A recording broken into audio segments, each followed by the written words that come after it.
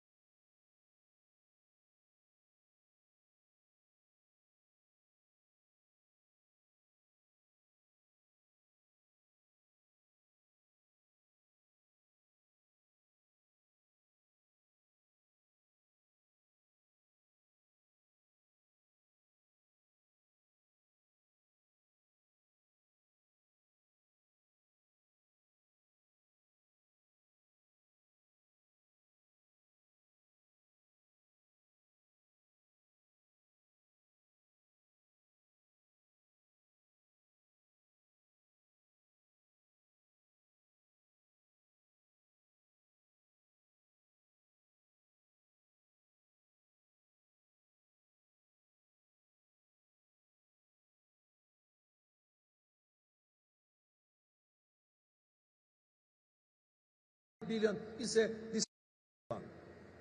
It was raised at these podiums many times by many leaders. And we are forced to find more creative ways to make our points. So let me try this.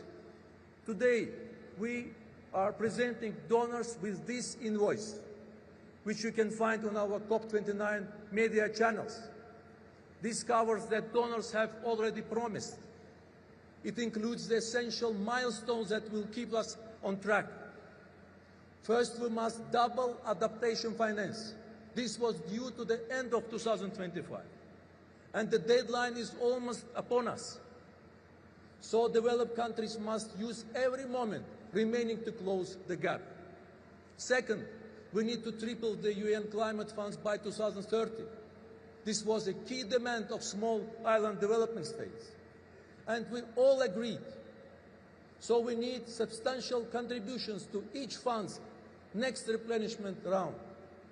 The invoice concludes with the 300 billion promised by 2035. And in the same way, we expect countries to publish 10 years of plans in their NDCs and NAPs. We also expect donors to publish their plans for how they will deliver their fair share at 300 billion over these years. At COP29, we set out a vision to enhance ambition and enable action. Now it is time to enact the pact. These were collective agreements, but delivery depends on individual acts, country by country.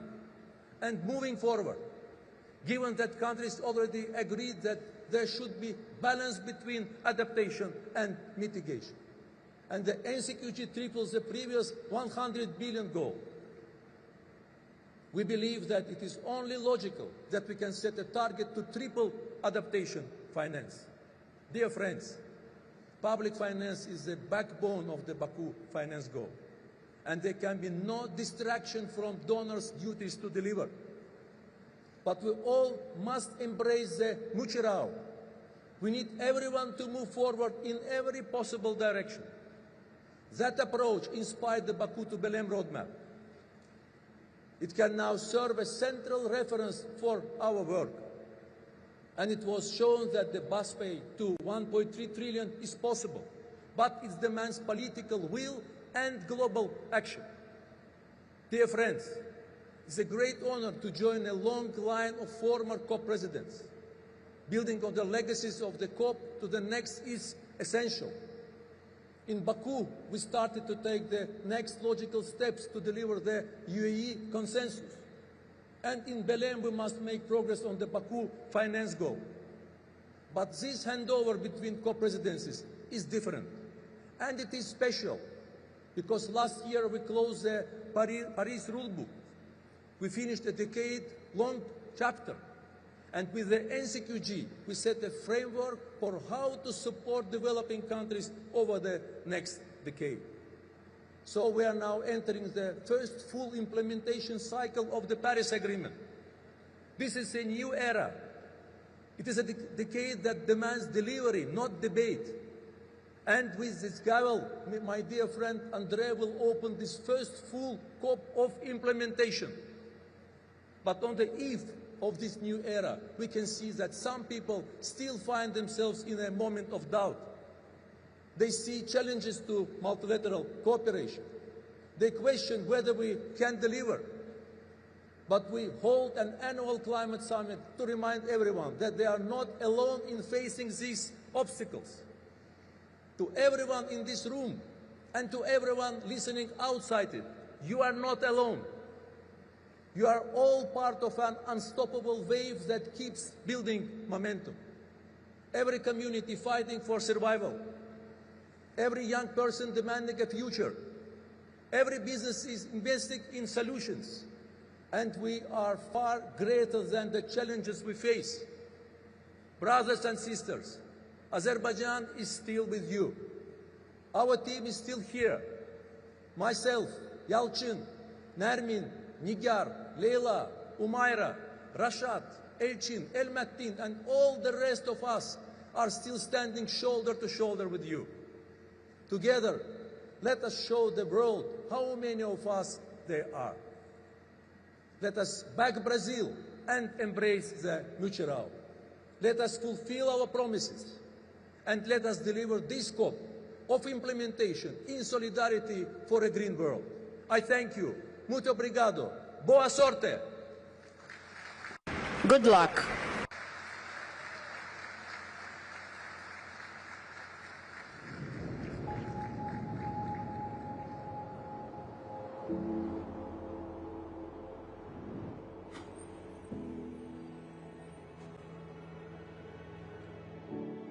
As the Cop29 presidency, Azerbaijan faced an extraordinary task: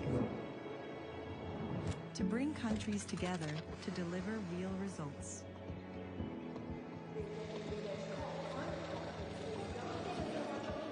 But we faced many global challenges: conflicts, elections, economic crises. And we had our own problems. The Caspian Sea is shrinking. Our glaciers are melting. Our people are under threat. But our mission was clear. Our president told us to stand with the most vulnerable, those who did least to cause this crisis, but suffer most. And to unite everyone's solidarity for a green world.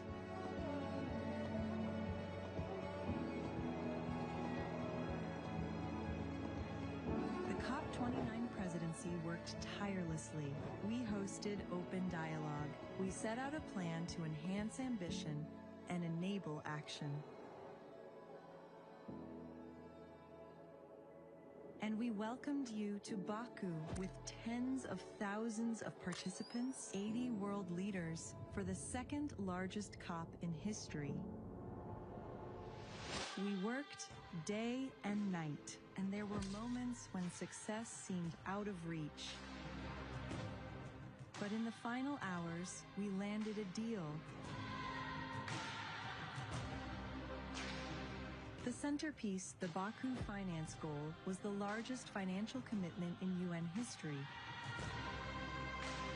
Donors promised to mobilize $300 billion per year by 2035, and we set our sights on scaling up to 1.3 trillion from all sources.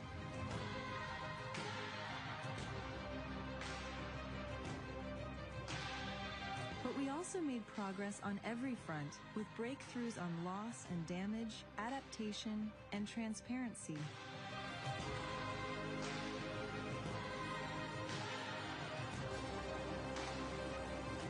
Unlocked carbon markets worth up to $1 trillion a year by 2050. Major economies announced deep emissions cuts. Every G20 nation now has a net zero goal.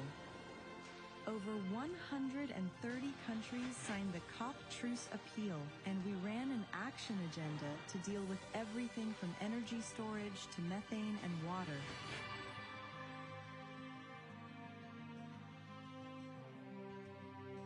Cop29, closed with the Baku Climate Unity Pact, proof that even in divided times, we can unite for a shared future.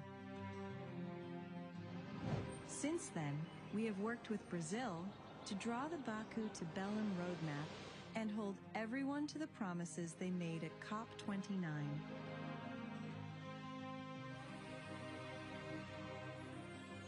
Now, we gather again in Brazil, where the UNFCCC was first signed, and in the heart of the Amazon. The task is clear. Back Brazil, fulfill our promises, give a green light to green investment, and keep moving forward in solidarity for a green world.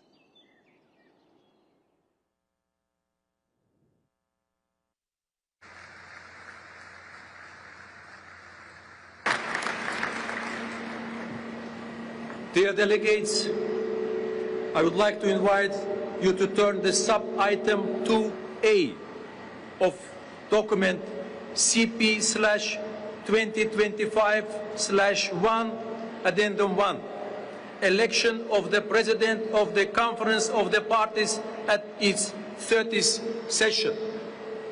In accordance with the Rule 22, paragraph 1 of the draft rules of procedure being applied, the office of the President is subject to rotation among the 5 UN regional groups. We continue the cycle with the President from the Latin American and Caribbean states. I am honored to propose that the conference elects by acclamation His Excellency André Arana Correa de Lago as President of the Conference for the Parties at its 30th session.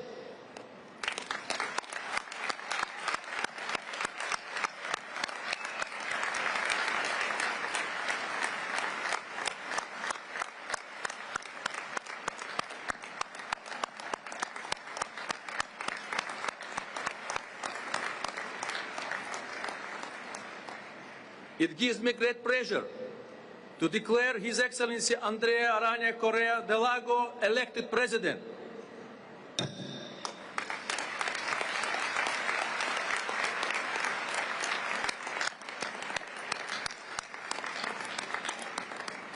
I congratulate His Excellency Correa de Lago on his election.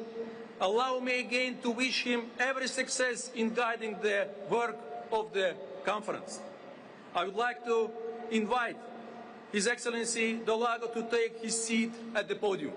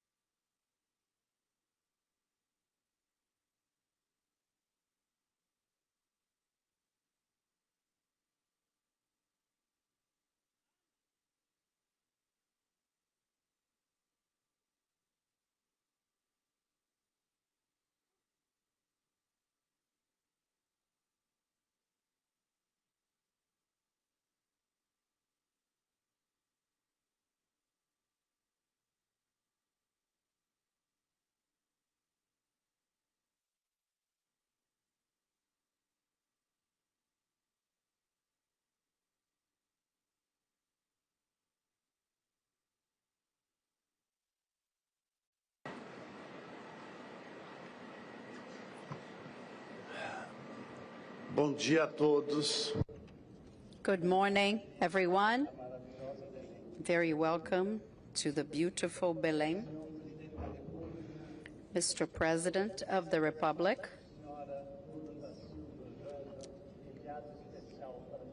Lula da Silva, Special Envoy for Women for Cop30, President of the Senate, on behalf of whom I welcome all the Parliament members that are here joining us. I would like to commend the Minister of Justice on his behalf, the ministers here present, and naturally, my dear Babayev, who had so many kind words in relation to myself, and my dear Simon, Executive Secretary of UNFCCC. I would like to acknowledge a few people as of now, starting with the Governor of the State of Pará, Helder Barbalho. It is wonderful to see your pride in being the Governor of Pará. This is extraordinarily contagious.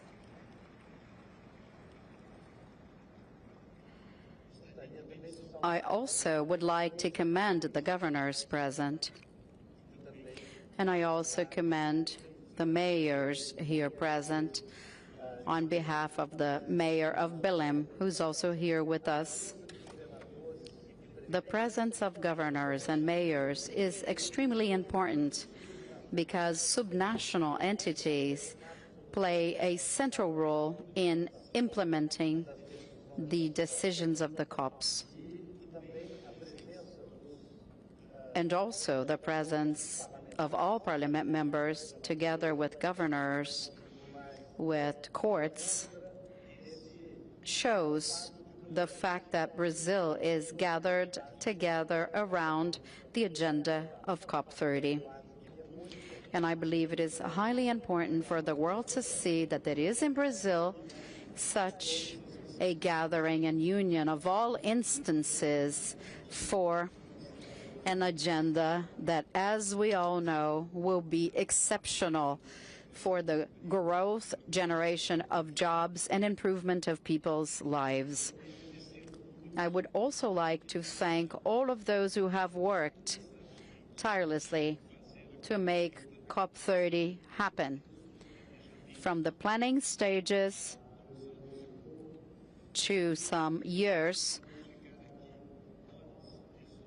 to these days when we will spend so many hours in this venue. I would like to acknowledge that the works for the preparation and coordination of COP30 was in the hands of the Chief of Staff, Minister Rui Costa is here.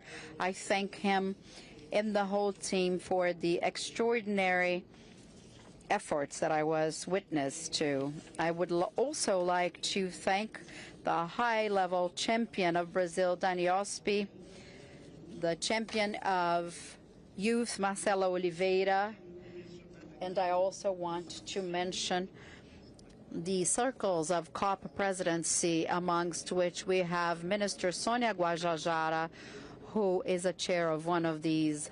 I would also like to commend the special envoys, Brazilian and foreign, who have followed me along this year, and the members of the councils of the COP presidency. Finally, dear friends, delegates here present, I cannot start by speaking of the Minister of Environment of Brazil, Minister Marina Silva, the head of the Brazilian delegation, an inspiration to so many people in this world.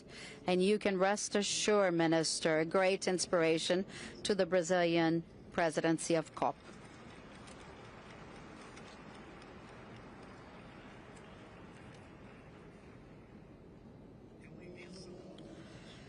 It is a great honor to assume the presidency of COP30. I have 43 years of diplomatic career, so I think I can understand the responsibility ahead, which is not small, not only during the 12 days of the conference, but also throughout the 12 months ahead of me as my mandate as the president of COP.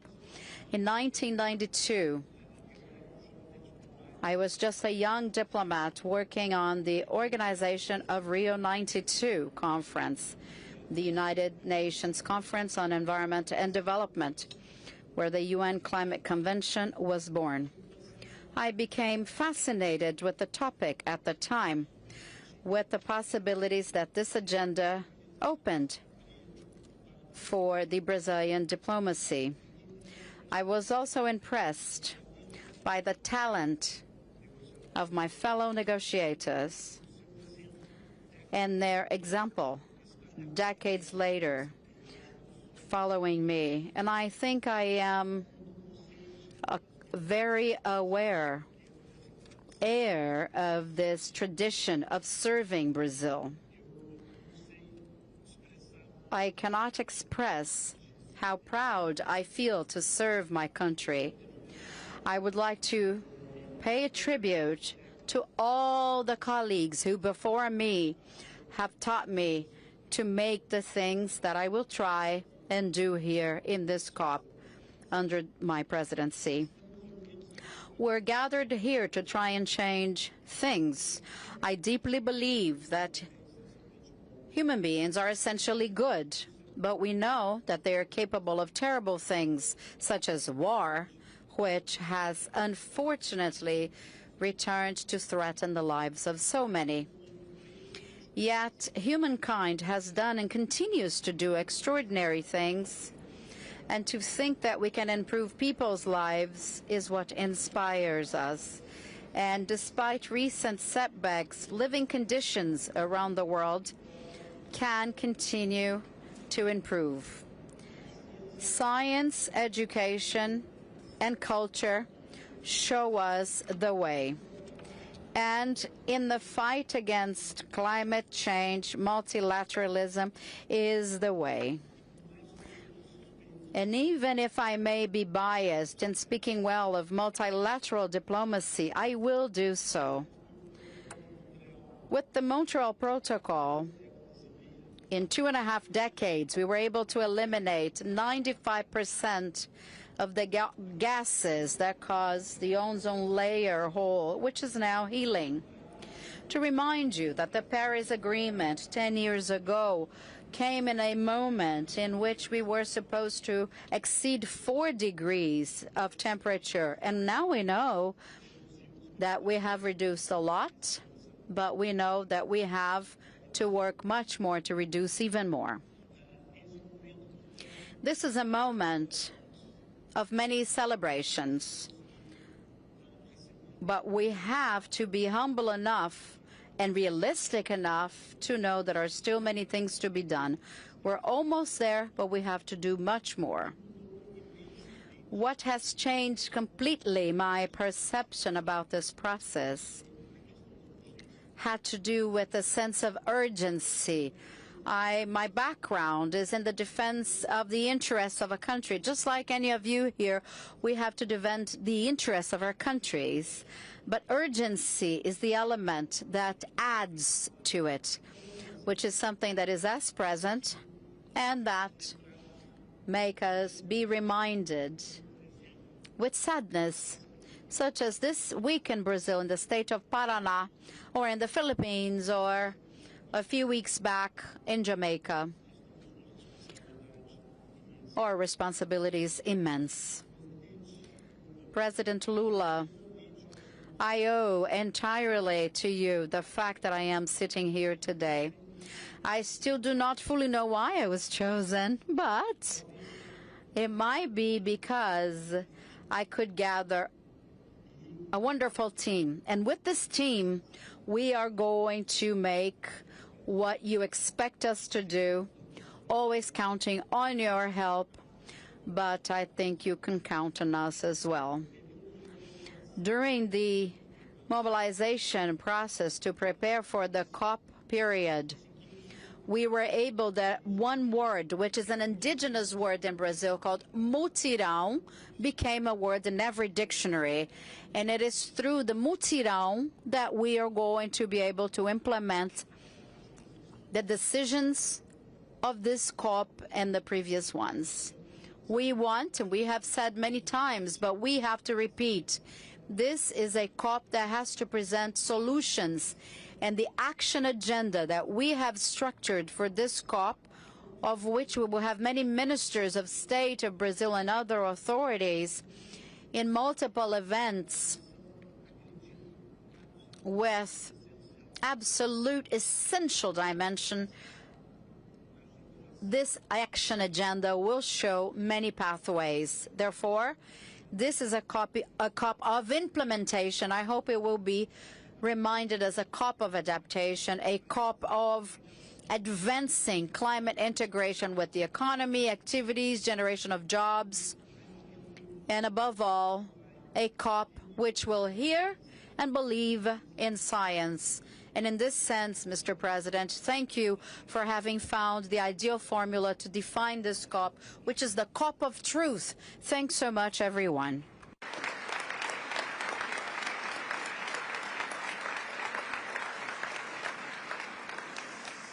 Do I go there? Agora eu tenho que aprender. Now, I need to learn how to be COP president, and thank God I have help right next to me.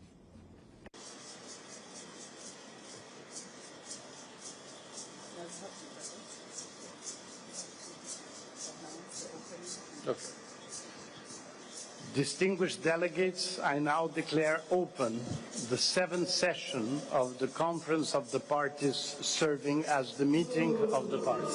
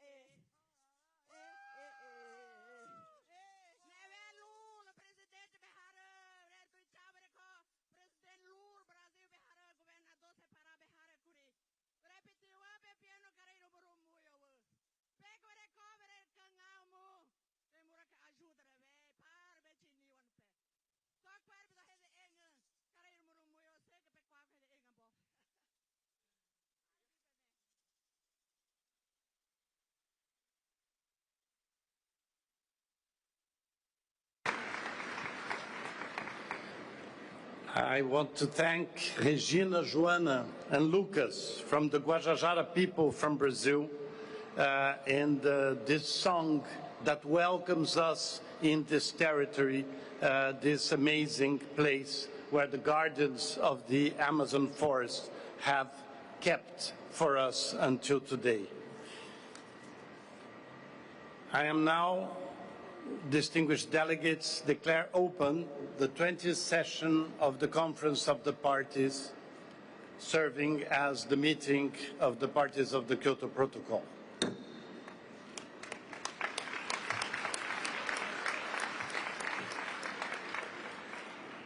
Distinguished delegates, I now declare open the 7th session of the Conference of the Parties, serving as the meeting of the parties to the Paris Agreement.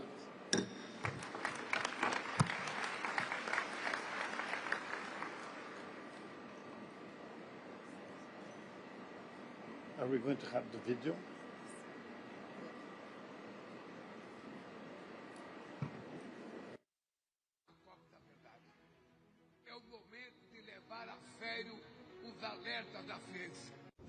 We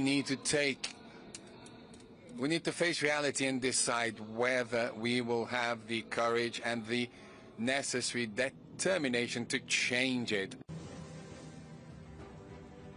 And now, the moment has arrived. Belém is ready. Brazil is ready. From Rio to Paris, we have laid the foundations of the climate regime.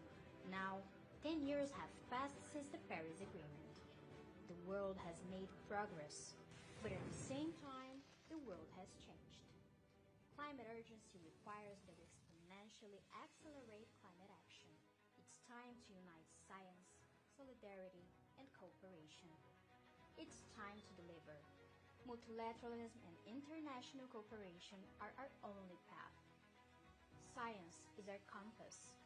Upholding them is our common mission, a mission that begins and ends with people. In agency, resistance, and imagination, let them be at the center of Cop30. In Belém, the Amazon will be the stage for our global mutirão. It will bring together governments, civil society, and the private sector to fight climate change. Here, we must respond to urgency. Climate finance must find real solutions, and commitments must be transformed into results.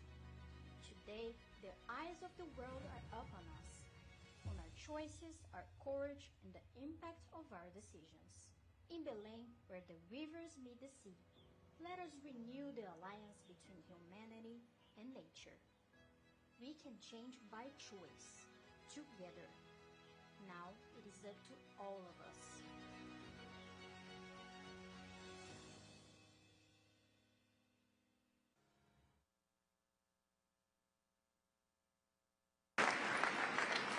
Distinguished delegates, friends and colleagues, it is my pleasure to invite Simon Steele, UNFCCC Executive Secretary, to address the plenary.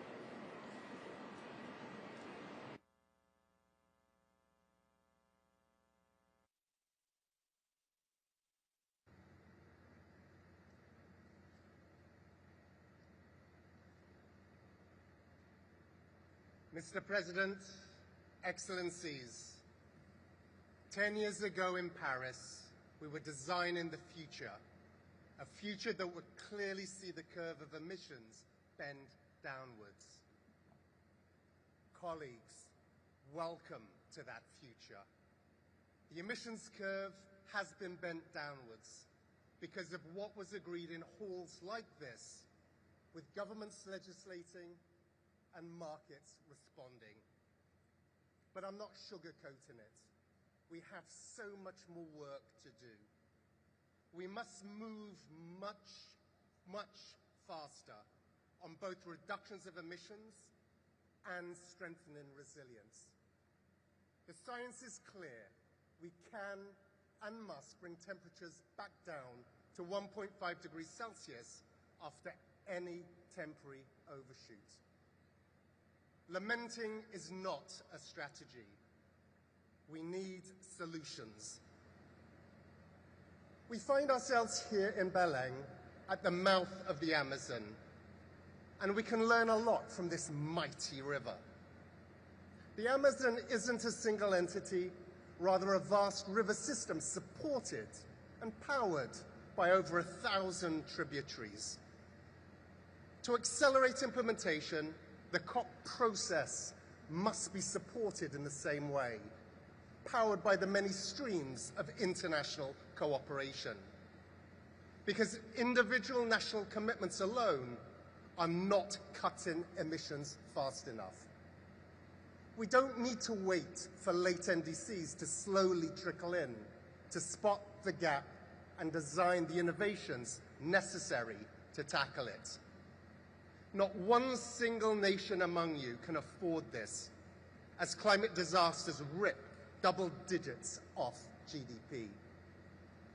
To falter whilst mega droughts wreck national harvests, sending food prices soaring, makes zero sense economically or politically. To squabble while famines take hold, forcing millions to flee their homelands, this will never be forgotten as conflicts spread. While climate disasters decimate the lives of millions, when we already have the solutions, this will never, ever be forgiven. The economics of this transition are as indisputable as the costs of inaction. Solar and wind are now the lowest cost power in 90% of the world. Renewables overtook coal this year as the world's top energy source. Investments in clean energy and infrastructure will hit another record high this year, with investments in renewables outstripping fossil fuels 2 to 1. So what needs to be decided here in Belém to match the opportunities with the scale of the crisis we face? Because we have already agreed we will transition away from fossil fuels. Now's the time to focus on how we do it fairly and orderly, focusing on which deals to strike to accelerate the tripling of renewables and doubling energy efficiency.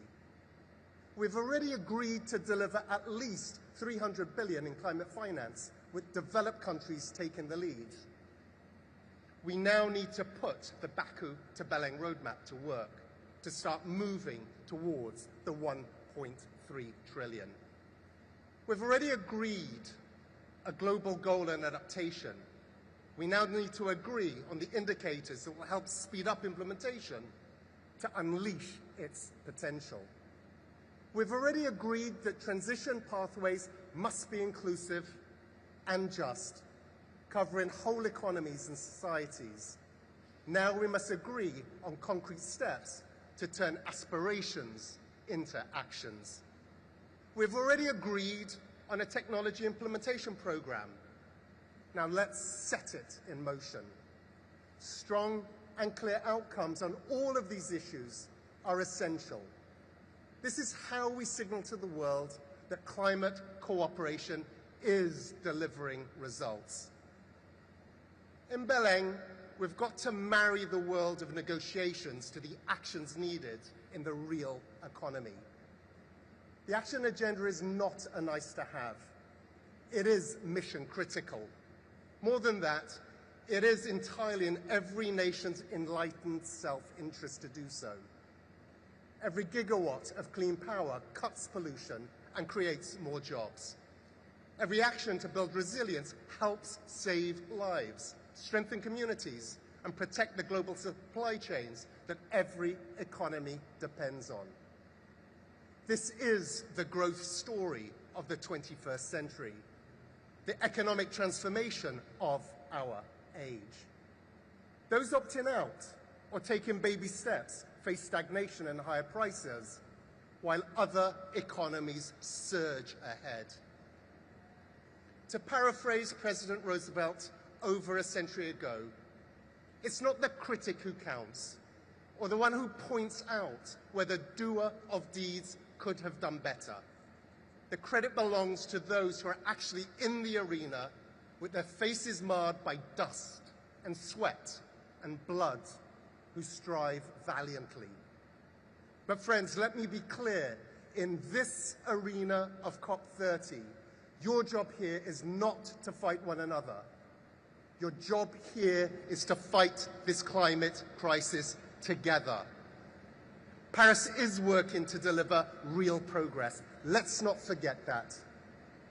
But friends, we must strive valiantly for more. I thank you.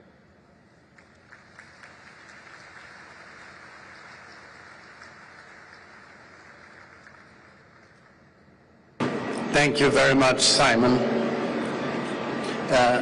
We're now going to see a short video.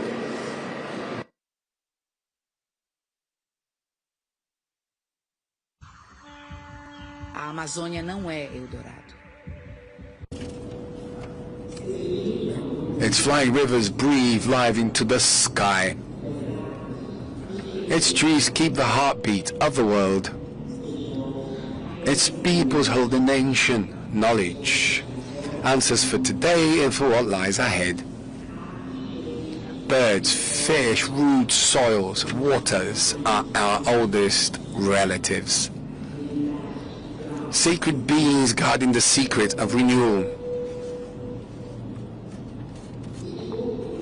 This living body mirrors the world's truths.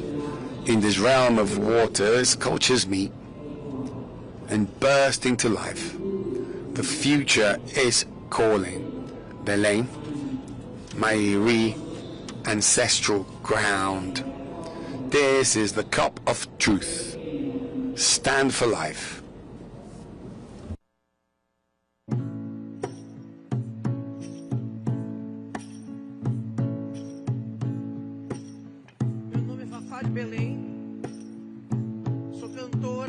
My name is Fafa de Belém. I am a singer, an activist, but before anything else, a woman from the Amazon. Thank you all who have come to see us. Thank you, President Luiz Inácio Lula da Silva, for having brought the world to look at the people who live under the canopies of these trees.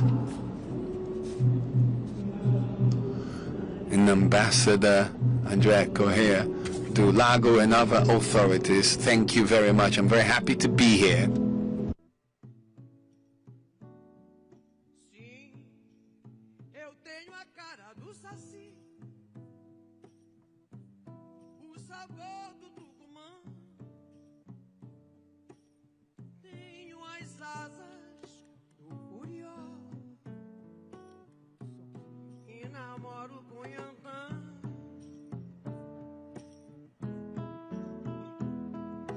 Tenho o cheiro do patichuli e o gosto do tabereba. Eu sou açaí e cobra grande. O curupiraci saiu de mim, saiu de mim, saiu de mim. Sei dançar o carimbó, do siriá e do lundu. Caboclo lá de Cabetá e índio do Xingu. Sim, eu tenho a cara do Pará, o calor do Tarubá.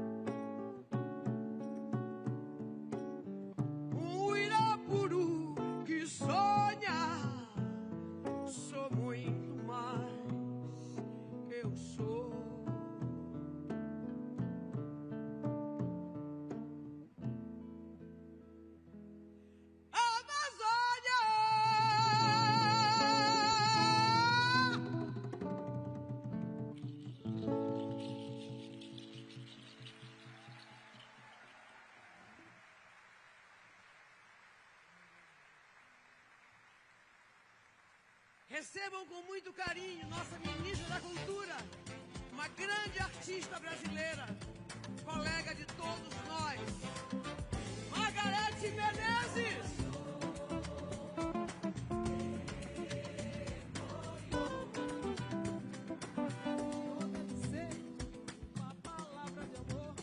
Uma palavra de amor com paladar. Emoriô deve ser alguma coisa de lá. O sol, a lua, o céu, pra Oxalá. Emoripá, Emoriô. Margarete Menezes. Emoripá,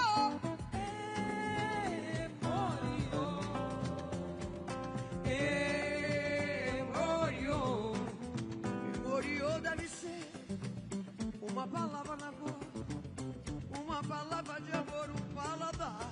Paladar. Emoriô deve ser alguma coisa de lá. O sol, a lua, o céu, pra Oxalá. Emoripá, Emoriô.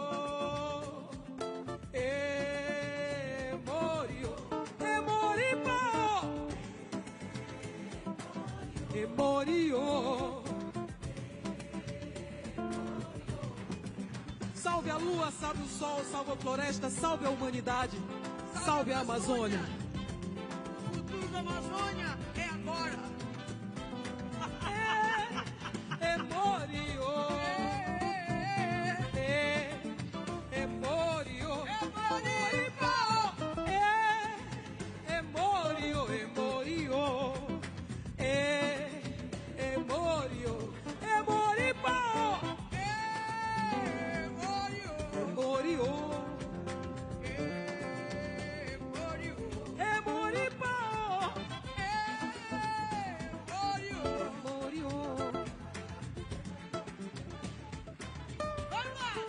Salve a floresta, salve a Amazônia. Salve a Amazônia, salve o Brasil. Salve as florestas tropicais. Salve a COP, salve a Amazônia. Salve e salve, salve. Salve a humanidade, salve a Amazônia. E salve a cultura popular.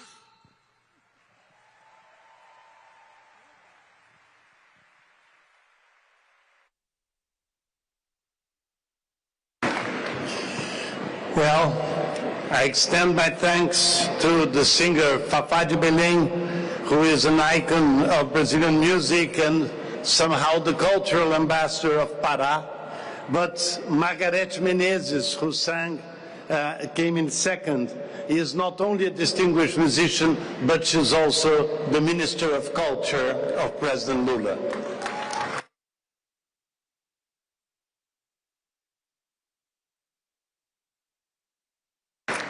Distinguished delegates, friends and colleagues, it is my pleasure to invite Luiz Inácio Lula da Silva, President of Brazil, to address this plenary.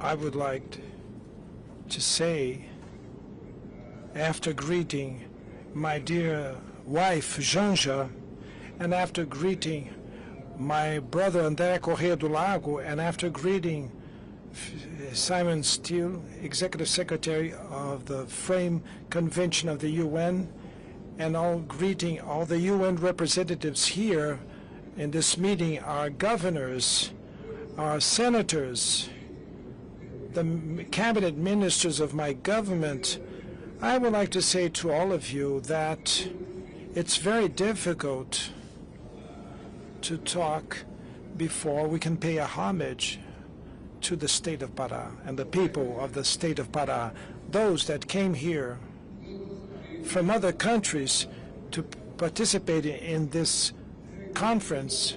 Please pay a lot of attention because you're going to participate in an event in the state that has a wonderful people.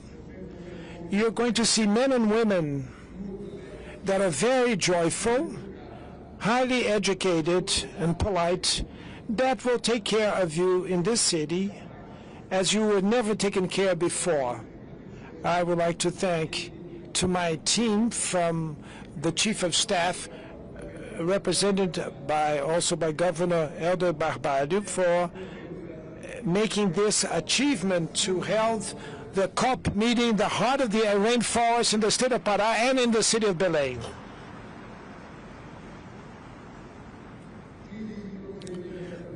Please try to benefit from this city, of its joy, of the beauty, and also take benefit from the joyful charm, warmth of men and women that will receive you here, that will host you here.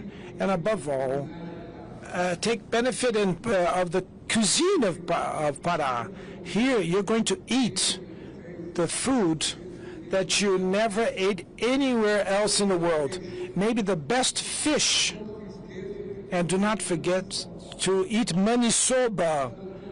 The interpreter could interpret it correctly because it's manisoba, as you pronounce it. And there's a dispute between Bahia and the state of Pará, which manisoba is the best one. And I also would like to say to all of you that to organize COP here, it was so difficult to end with the pollution in the planet. It was much easier to hold the COP in a finished city, a city that would have no problem.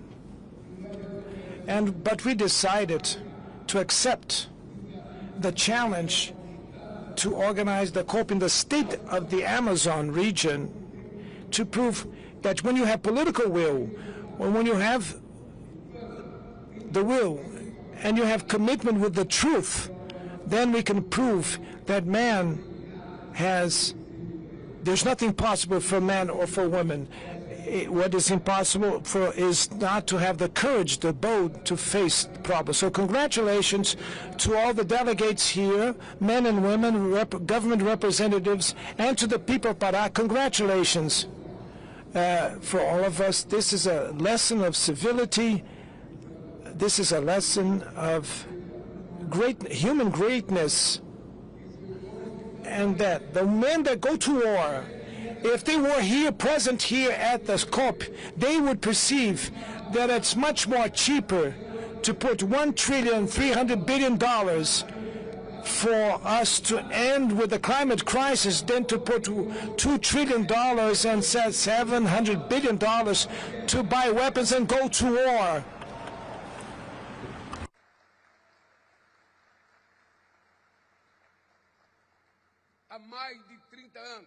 For more than 30 years, at the Earth Summit meeting in '92, the leaders of the world gathered in the city of Rio de Janeiro to discuss development and environmental protection. In that moment, multilateralism was experiencing its apex. The world was going to the so-called conference decades, where emerged many great compasses that guided humanity during these 3 decades. Between them came up the concept of sustainable development and the principle of common but shared responsibilities, common but differentiated responsibilities. That is a legacy of the Rio 92. Today, the Climate Convention is back to its home country. It makes the way back to reclaim the enthusiasm that have driven its birth. In the next 2 weeks, Belém will become the capital of the world. Negotiators, governors, mayors, members of the parliament, scientists, civil society organizations will be part of this great and collective endeavor in favor of the planet. To bring COP to the heart of the Amazon was a very difficult task, but a necessary one. The Amazon is not an abstract entity. Those that only see forests from above have no knowledge of what goes beneath the trees and its shadow. The biome that is most diverse in the earth, that is the home of almost 50 million people, including 400 indigenous people that are dispersed in 9 countries, developing countries that still face immense economic and social challenges. Challenges that Brazil fights to overcome with the same determination that it managed to bypass the logistics adversities that are inherent to organize a conference such as this size. When you leave the city of Belém, the people of the city will continue with the investments in infrastructures that were made here to receive you all. And the world could then say that it now knows the reality of the Amazon tropical forests.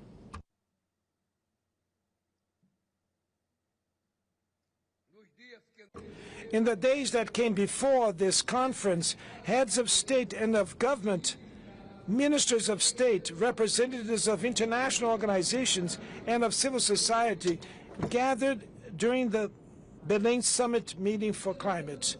We launched a Tropical Forest Forever Fund.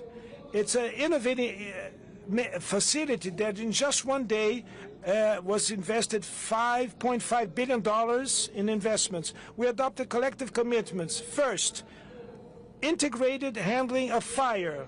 Second, the right to land ownership of the indigenous people and traditional peoples, to quadruple the production of sustainable fuel, the creation of a coalition on carbon markets, and the alignment of climate action to fight hunger and absolute poverty. And more, and the fight against environmental racism. The Belém Summit was the arrival point of a long road that Brazil invited the international community to follow this long and winding road during the presidencies of the G20 and the BRICS. The synthesis of the elements that we gathered during this trajectory is contained in the so-called call to action that we launched during the summit meeting, and that was a contribution to the debates for this COP and beyond the COP. Climate change is not a threat of the future. It is already a tragedy of the present time.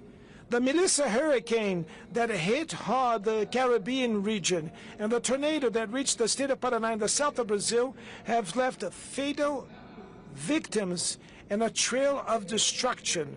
Droughts, fires in Africa and Europe, the floods in South America and in Southeast Asia, the increase of the global temperature is spreading pain and devastation, especially amongst the most vulnerable populations.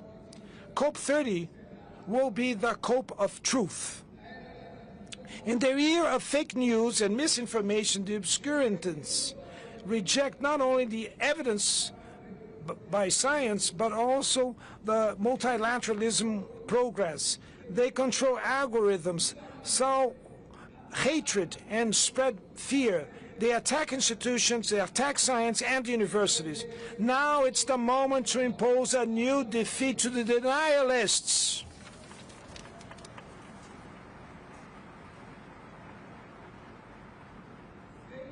Without the Paris Agreement, the world would suffer with a catastrophic warming up of almost 5 degrees to the end of this century. So we're moving to the right direction, but at the wrong speed. At this pace, we would advance to a threshold that is higher than the 1.5 global temperature if we keep this pace. And this, to break away from this barrier, is a risk that we cannot take. Dear friends, our call to action is split in 3 parts. And on the first part, I make an appeal to those countries should abide to their commitments. And this means to formulate and implement the NDCs, the national determined contributions that will be ambitious. Then second, to assure financing, technology transfer, and capacity building for the developing countries, and to give the due attention to adaptations to the effects of the climate change. On the second part, I call the world leaders to accelerate their climate action.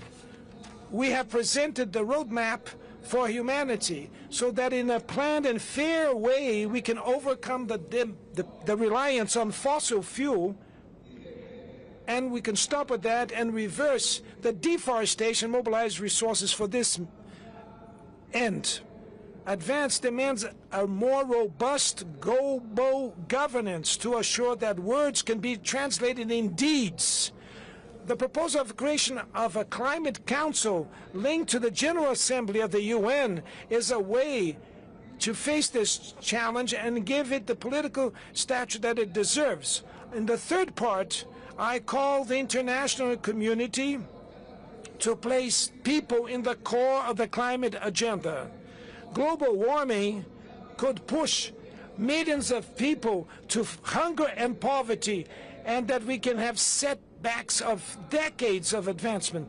The unproportional impact of climate change on women, Afro descent, migrants, and marginalized groups that should be taken into account in the adaptation policies. It is fundamental to recognize the indigenous people territories and traditional communities in the efforts for mitigation. In Brazil, 13% of the territory are demarcated land for peoples indigenous. Maybe it's not much. We should have a fair transition, needs to contribute to reduce the asymmetries between the global south and global north forged during centuries of emissions.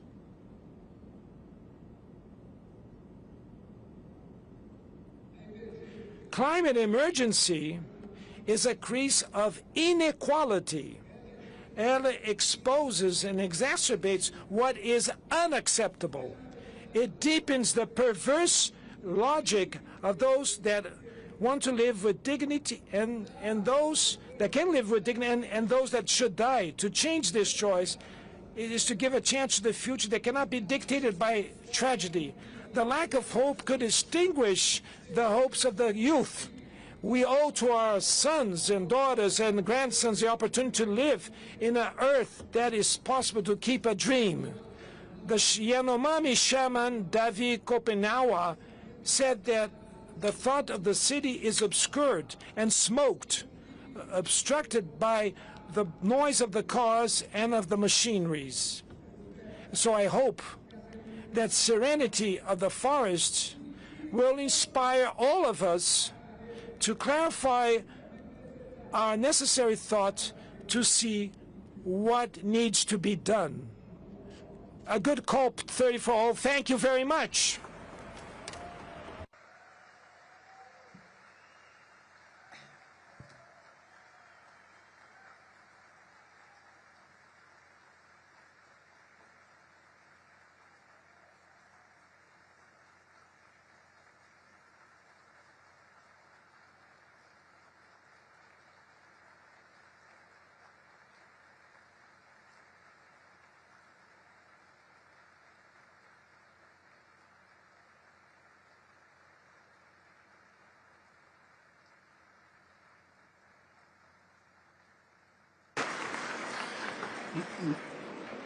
Muito obrigado, Presidente Lula. Thank you, President Lula. Distinguished delegate, this meeting of the COP is hereby suspended. The CMP is hereby suspended, and the CMA is hereby suspended, all for a few minutes.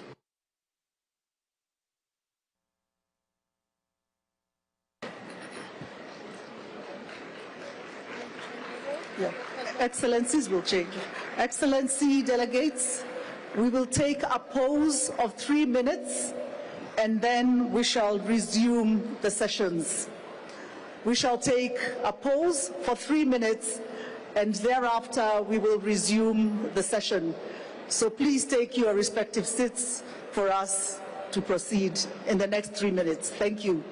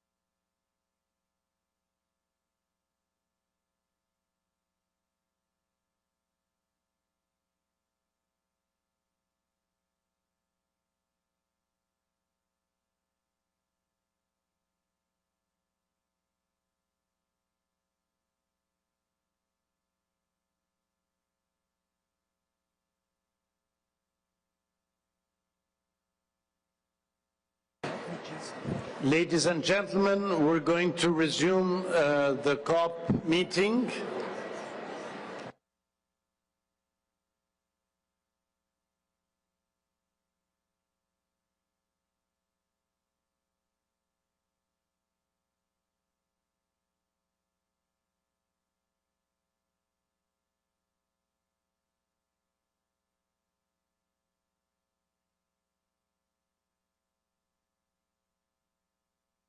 Por favor, vamos retomar a sessão. Por favor, tomem seus assentos, vamos retomar a sessão.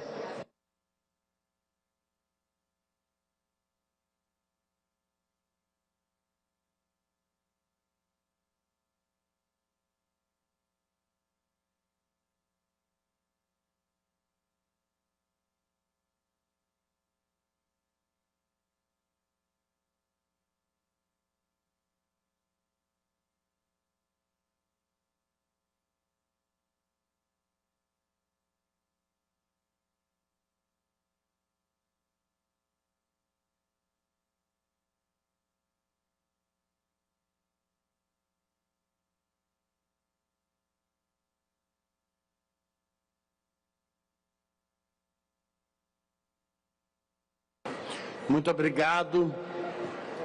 Thank you very much.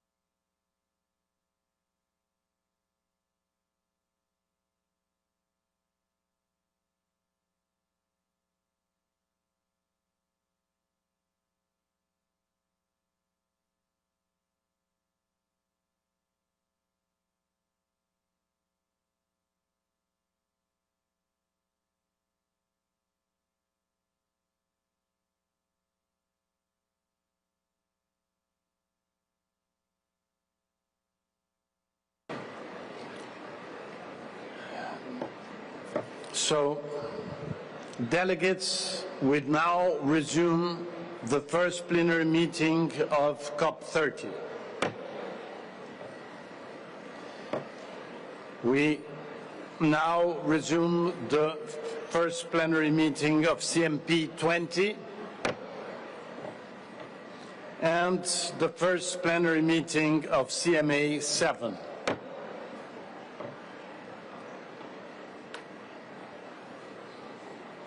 I will now present a video message from the chair of the Intergovernmental Panel on Climate Change, Jim Skill.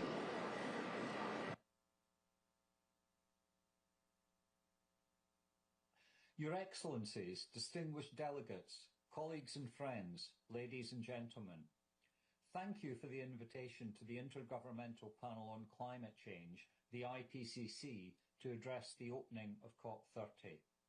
As the chair of the UN body mandated to assess the scientific knowledge related to climate change, we are grateful for the opportunity to deliver this video message.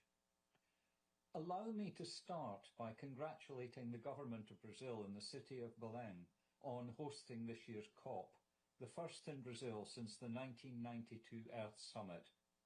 The Rio Conventions stand as a testament to a global commitment to tackling environmental and development issues. And since then, the challenges posed by climate change to both human and natural systems have become both more acute and more evident. The World Meteorological Organization has shown that 2024 was the warmest year on record, reaching 1.55 degrees Celsius above the pre-industrial levels, with the long-run trend standing at between 1.34 and 1.42 degrees Celsius. UNEP's 2025 emissions gap report released last week shows that even if countries fully implement their nationally determined contributions, global temperatures could still rise by 2.3 to 2.5 degrees Celsius this century. And based on the evidence in the most recent IPCC reports, it is now almost inevitable that 1.5 degrees Celsius of global warming will be exceeded in the near term. And this is unambiguously due to insufficient climate action over the last few years and the consequent continued increase in greenhouse gas emissions. But returning global warming to 1.5 degrees Celsius by the end of this century may still be possible.